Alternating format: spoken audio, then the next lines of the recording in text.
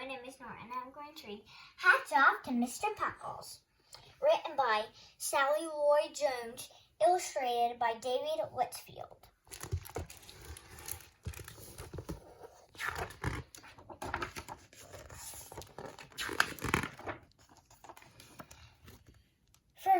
For Mr. Pockles, going without a hat was as unthinkable as going around without any pants on. He had a hat for every occasion: an eating cornflakes hat, having a little sit-down hat, a drinking cups of tea hat, and the bath hat, a going to bed hat. His only sadness was that he couldn't wear all of them at once. There was one hat he never wore because it was too special and he was saving it for the best.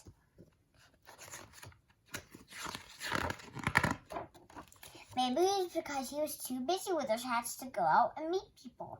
Maybe it was because he was terribly shy. For whatever the reason, poor Mr. Pockles had no friends. Sometimes he was a little lonesome.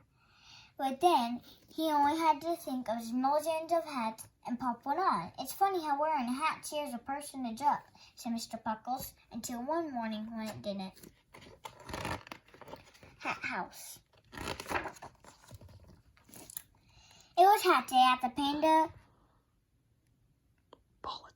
Bulletin Club, and Mr. Pockles desperately wanted to go and show off all his hats, but only pandas were allowed, and pandas, as everyone knows, are very black and white. Either you are a panda or you are not. Today, Panda put Treat House Bear with us. Here, kitty. Crops up. So, to cheer himself up, Mr. Pockles decided to go to Treat House instead to buy himself a bun. I shall wear my jaunty hat with a friendly feather, he said thoughtfully.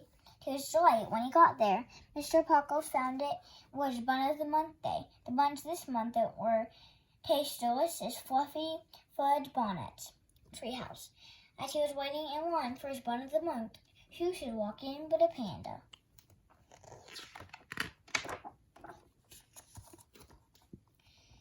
It is I, Lady Cocoa Fuzz Tulip, he announced as he sailed to the front of the line.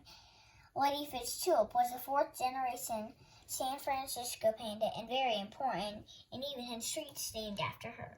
She was wearing the most unusual hat Mr. Pockles had ever seen. He couldn't stop staring at it. I'm late for Hat Day at the Panda Bulletin Club, she cried, waving an invitation around.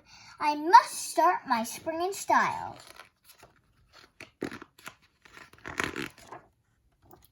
The shop went silent. Everyone felt depressed. They wanted to start their spring in style too, but they didn't have any hats, and they were not pandas. Meanwhile, certain baby bunnies, who'd been waiting in line a long time and were awfully hungry, mistook Lady Fish Tulip's hat for the Bun of the Month and started eating it. Before anyone realized they'd eaten the bananas, the grapes, were halfway through the pineapple, and had started on the chopsticks.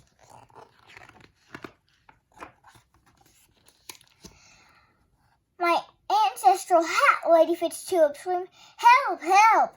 It was too late. The ancestral hat fell to the floor, demolished. The baby bunnies left off the hat and vanished under their mother's skirt. Whatever shall I do now? Lady Fitztulip wailed. It's Hat Day and I don't have a single. She crumbled into a heap. Everyone rushed around. They picked up her bag. They set her down. Mr. Pockles gave her his bun. Most kind, said Lady Fitztulip. Thank you, sir. You're most welcome, madam, said Mr. Pockles. My aunt made hats, you see, she explained to her mouthful of bun. Oh, how lovely, said Mr. Pockles. But they were all lost in an earthquake. Oh, how horrible, said Mr. Pockles. And now I don't have a single hat. And she began loud sobbing again. Everyone hung their heads. Mr. Pockles blinked. It was quite the most awful story he had ever heard.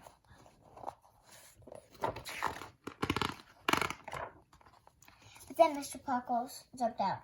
It's I, Mr. Pockles, he announced. Lady Fish Tulip, we have an enormous toys. Hold on to your hats, everyone. And even though they didn't have any hats to hold on, there was nothing to do but follow Ladyfish, Tulip, and Mr. Pockles all the way to the hat house.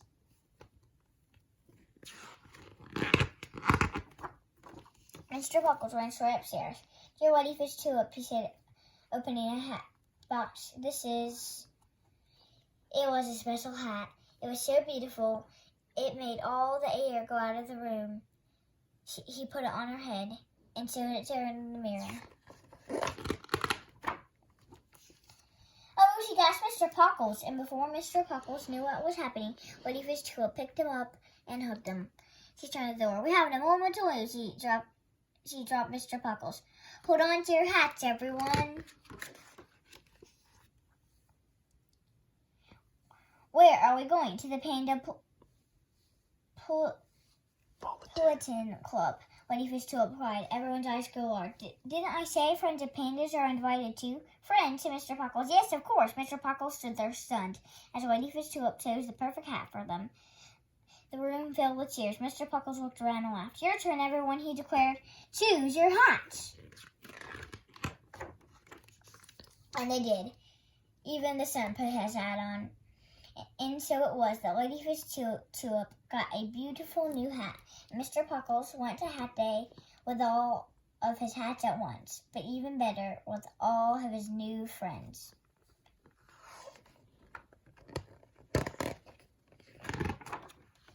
Just before they entered the Panda Bulletin Club, Ladyfish Tulip turned, raised her hat, and cheered, "Hats off to Mr. Pockles!" I hope you enjoyed the book, Hats Off to Mr. Pockles.